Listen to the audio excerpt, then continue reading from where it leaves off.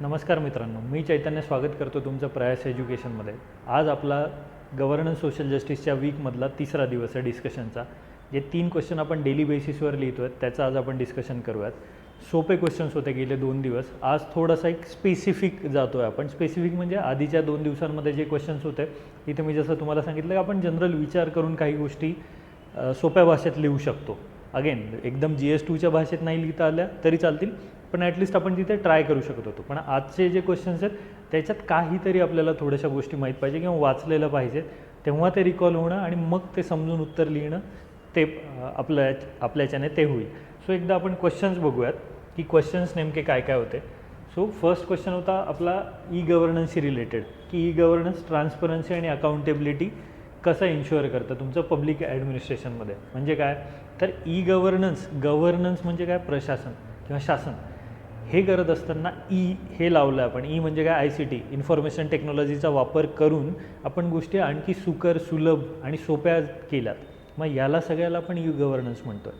की समजा आता जेव्हा तुम्ही 7/12 घ्यायचे तेव्हा आधी आपण तलाठ्यांकडे जायचो, आता आपण काय ऑनलाईन पण करू शकतो आहे. किंवा जेव्हा आपण ITR भरतो आहे तेव्हा आपण डिरेक्टली साईटवर जाऊन पण ITR भरू शकतो किंवा फाईल करू शकतो. सो ह्या सगळ्या ज्या गोष्टी आहेत ह्या थोड्याशा सुलभीकरणाच्या उद्देशाने केल्या गेलेल्या आहेत, गव्हर्नमेंटच्या साईडने पण आणि आपल्यासाठी पण. सो याच्यात ई गव्हर्नन्समध्ये वेगवेगळे मॉडेल होते. Government to government, government to citizens, government to businesses, government to employees. म्हणजे गव्हर्नमेंटनी त्यांच्या एम्प्लॉईजच्या ट्रेनिंगसाठी काही मॉडेल तयार केले आहेत. गव्हर्नमेंटनी बिझनेसेससाठी, म्हणजे आधी जी अप्लिकेशन प्रोसेस होती की फॉर्म फिलअप करा आणि मग कागदपत्र जोडा आणि मग ते द्या, मग ते लाल फितीमध्ये, रेड टेपिझम ज्याला आपण म्हणतो, लाल फितीमध्ये त्या फाईली अटकायच्या आणि भ्रष्टाचार मग तिथे बोकाळायचा.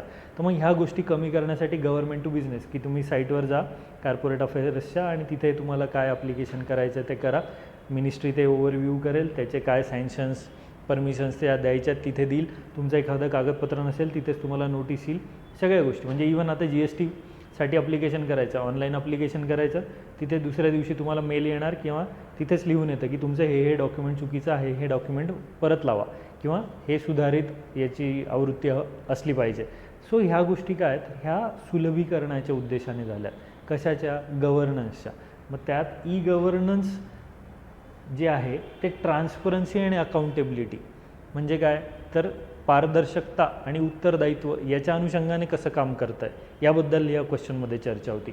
सो इथे जेव्हा आपण पहिले स्टार्ट करू तेव्हा आधी ई गव्हर्नन्स म्हणजे काय याबद्दल सांगा, कारण एक्सप्लेन म्हटलं आहे ना, तर मग थोडंसं ई गव्हर्नन्स म्हणजे नेमकं काय त्याबद्दल आपण सांगू आणि मग त्याचा रोल, मग तो दोन्ही अनुषंगाने, ट्रान्सपरन्सी पण आणि अकाउंटेबिलिटी पण.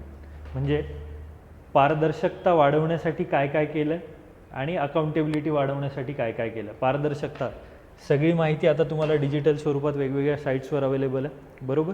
तिथनं ती तुम्हाला एका क्लिकवर मिळवता येते, जिथे पाहिजे तिथे मिळवता येते, बरोबर.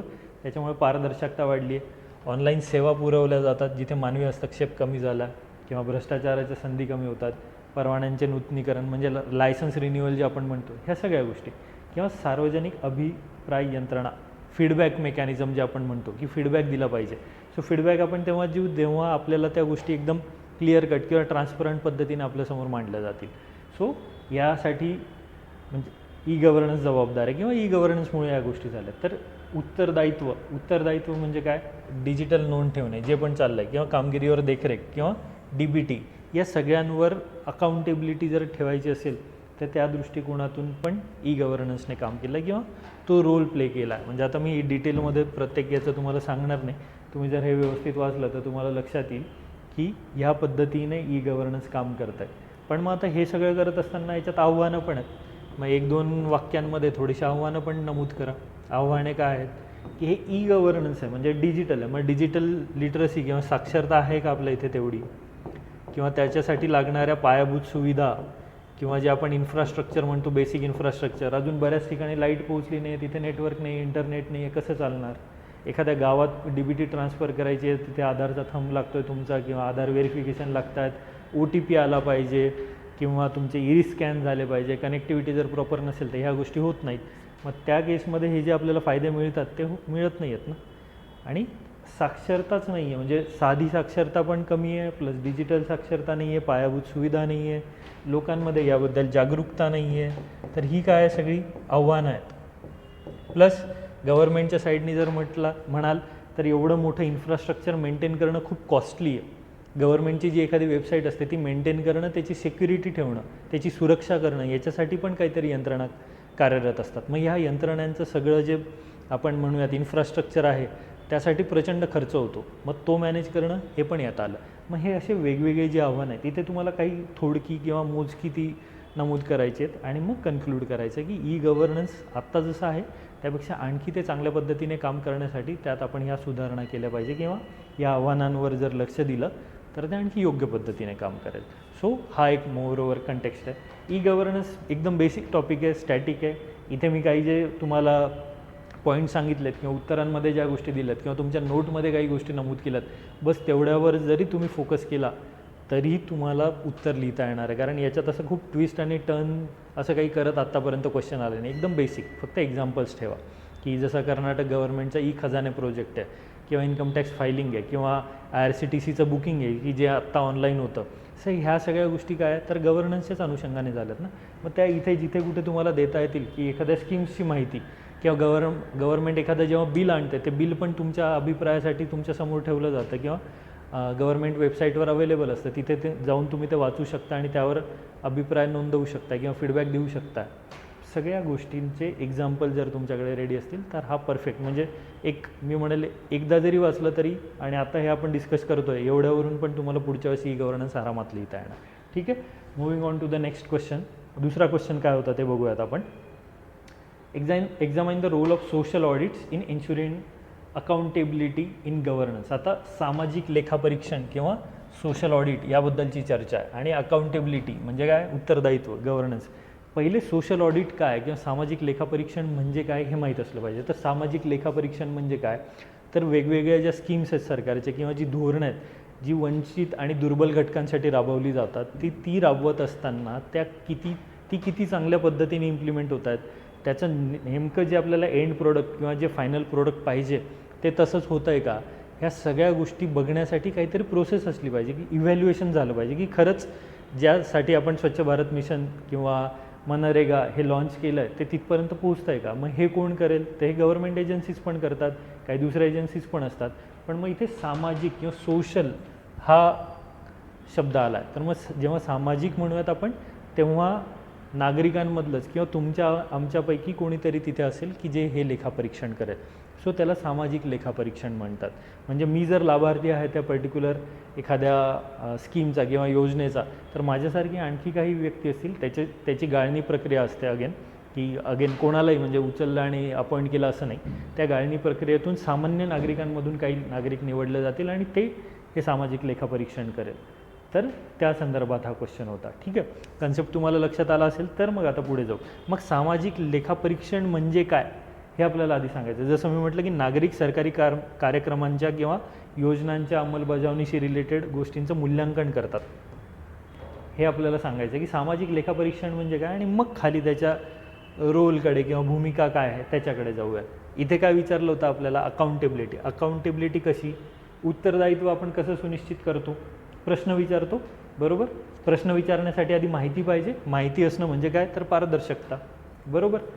पारदर्शकता आली किंवा माहिती मिळाली की कुठली योजना कशी काम करते, इलिजिबिलिटी काय आहे, कोणाला फायदा होणार आहे, कोण त्याच्यासाठी पात्र आहे, ह्या गोष्टी आपल्याला कळल्या की मग आपण बघतो की जो अपात्र होता त्याला पण मिळालेत पैसे किंवा त्याला पण त्याचा फायदा होतो. तर मग तिथे भ्रष्टाचार उघडकीस येतो. किंवा मग नागरिकांचं सक्षमीकरण हे पण होतं. नागरिकांचं सक्षमीकरण म्हणजे काय, तुमच्या हातात काहीतरी पॉवर्स आल्यात ना त्यामुळे तुम्ही अकाउंटेबिलिटी पण कन्सिडर करतात किंवा तुम्ही उत्तरदायी समोरच्याला पकडतायत, तुम्हाला प्रश्न विचारण्याची संधी दिली जाते प्लस अधिकार पण दिले जातात. सो या पद्धतीने सुधारित सेवांचे वितरण म्हणजे काय तर ज्या पद्धतीने आपल्याला गोष्टी कळणार आहेत किंवा सामाजिक लेखापरीक्षण केल्यानंतर आपल्याला ज्या उणिवा जाणवणार आहेत त्याच्यावर आपण जो फीडबॅक देऊ त्यावर सुधारात्मक उपाययोजना केल्या जातील आणि या सगळ्या अनुषंगाने लोकशाही प्रक्रिया बळकट होते. का तर तुमचा लोकशाही सहभाग होतो आहे ना. जी वन वे प्रोसेस होती की सरकार राबवत होतं, योजना तुमच्यापर्यंत पोहोचत होत्या, तुम्हाला वाटत होतं की ही उणीव आहे योजनेतली, हा अडथळा आहे, याच्यात सुधारणा झाली पाहिजे, ते सरकारपर्यंत पोहोचत नव्हतं. मग तुमच्यातलंच कोणीतरी ते बघतं आहे. कारण अधिकारी किंवा सरकार हे वरच्या साईडने बघणार आहेत. तुम्ही तिथे आहात की जिथे त्या योजना राबवल्या जातात किंवा तुम्ही रिसिविंग एंडला आहात तर मग ते तुमच्या हातात असणं ऑडिटिंग हे जास्त सोयीस्कर होतं. बरोबर. आता मी इथे केस स्टडी पण दिली आहे. मी जसं सांगितलं की मनरेगाच्या बाबतीत सोशल ऑडिटिंग झालं आहे आतापर्यंत, त्या संदर्भातच ही चर्चा आहे. पण मग आव्हानं पण आहेत काही, की लोकांना अजून माहीत नाही. म्हणजे आता तुम्ही अभ्यास करतात म्हणून तुम्हाला माहिती झालं, नाही तर तुम्हाला पण माहिती नव्हतं की असं काहीतरी असतं. बरोबर. त्यानंतर संस्थात्मक प्रतिकार.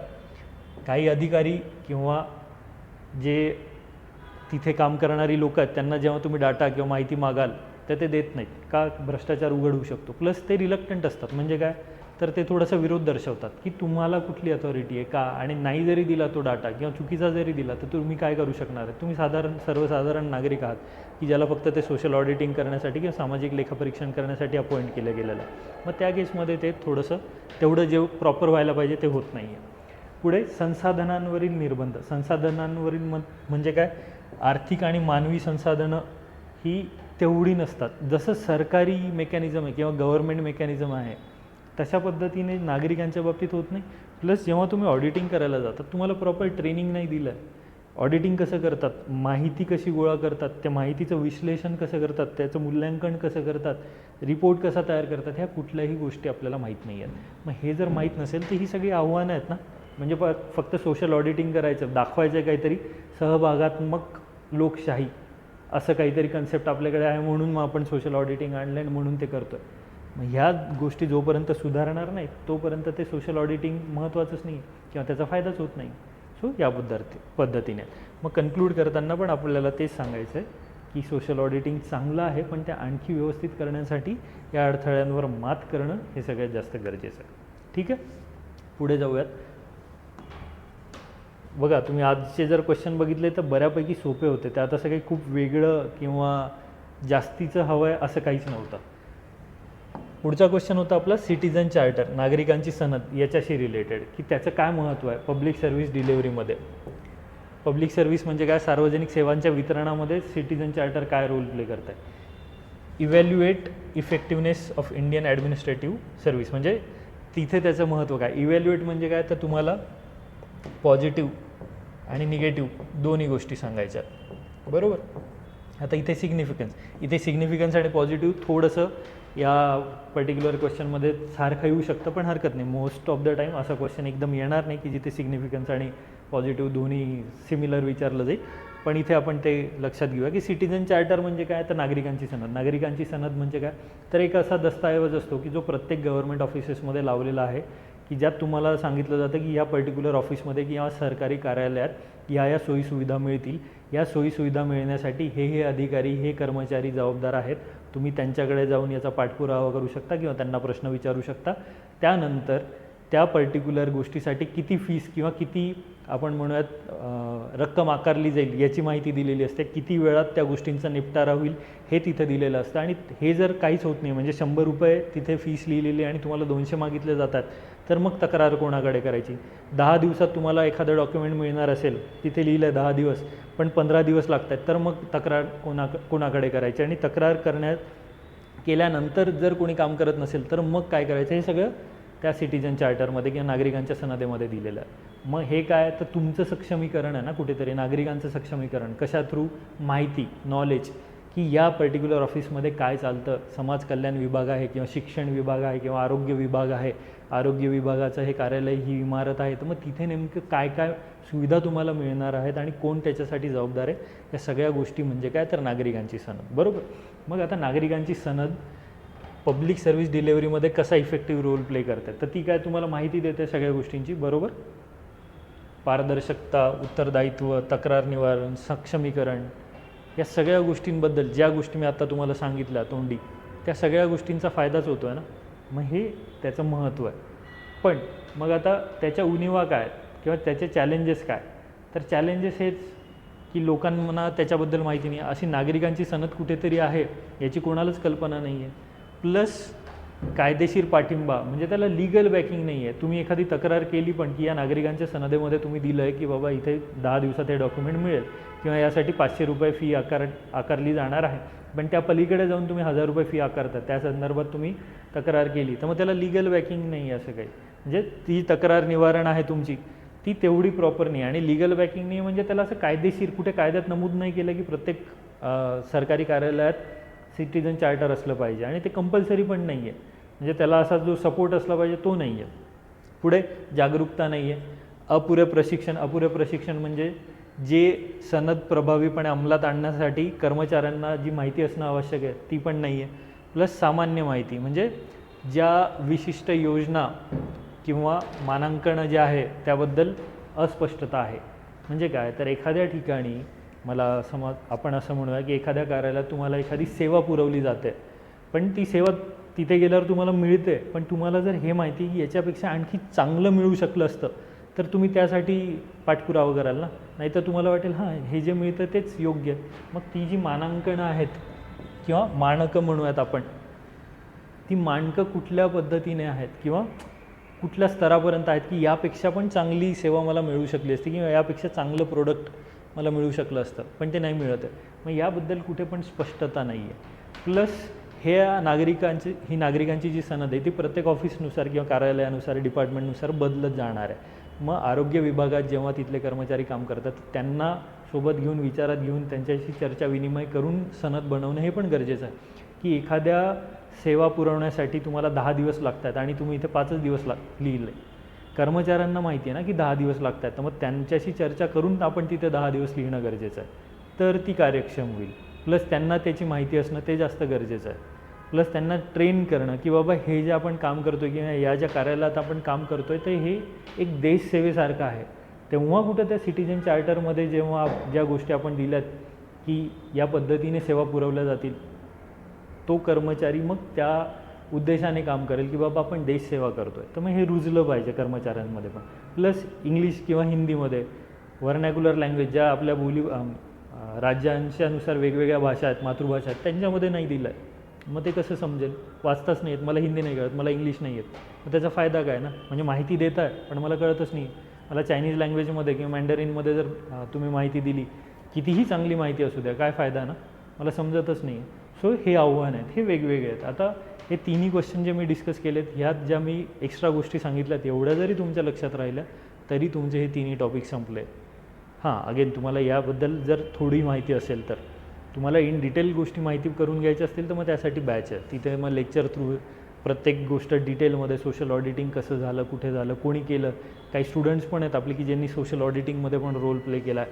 मग अशा लोकांना पण आपण व्हिडिओ कॉन्फरन्सिंग थ्रू किंवा आपल्या लेक्चरला बोलून त्यांच्याकडून पण माहिती घेऊयात की त्यांनी कसा रोल प्ले केला आहे. मग ह्या सगळ्या गोष्टी लेक्चरमध्ये होतील. ठीक आहे. सो इथे पुढे कन्क्लूड करताना मग आपल्याला ह्या आव्हानांवर सांगायचं आहे की ही आव्हानं जेव्हा आपण सुधारू किंवा त्यावर काहीतरी आपण निर्णय घेऊ तेव्हा ते आणखी चांगलं होणार आहे सिटिझन चार्टर. आणि मग त्याचा जो वापर आहे तो योग्य प्रकारे होईल किंवा त्याचं जे एम आहे किंवा अंतिम उद्दिष्ट आहे ते तेव्हा साध्य होईल जेव्हा ह्या आव्हानांना आपण सुधारण्याचा प्रयत्न करू. ठीक आहे. सो या पद्धतीने आजचे क्वेश्चन होते. आय होप तुम्हाला समजलं असेल. बऱ्याच गोष्टींची मी क्लिअरिटी इथे दिली होती आणि मी जसं म्हटलं ना की आत्तापासून हे जे टॉपिक आहेत याचे जर तुम्ही कॉमन स्ट्रक्चर करून ठेवले की ह्या क्वेश्चनमध्ये जे पॉईंट तुम्हाला सुचले किंवा या आन्सरमध्ये पण जे पॉईंट दिलेत ना हे लिहून ठेवा. दुसरा प्रश्न जर आला सिटिझन चार्टरवर सेम वेने फक्त थोडंसं मोल्ड करून लिहायचं आहे आपल्याला. जेव्हा आपलं वीकेंड टेस्टचं डिस्कशन असेल तिथे मी तुम्हाला सांगेल की नेमकं कसं मोल्ड करतात गोष्टींना. पण हे जे पॉईंट्स आहेत यात तिन्ही क्वेश्चनमधले ते जर तुम्ही आत्ता पण नोट डाऊन करून ठेवले तर हे सगळे पॉईंट म्हणजे तुमची नोट आहे किंवा हे मॉडेल आन्सर म्हणजे तुमची नोट आहे. पण फक्त एवढंच की प्रॅक्टिस थ्रू तुम्हाला तो स्मार्टनेस आला पाहिजे की गोष्टींना किंवा उत्तरांमध्ये या पॉईंट्सला कसं मोल्ड करायचं. ठीक आहे. सो आज आपण थांबूयात. उद्या पुन्हा भेटू. थँक्यू. बाय.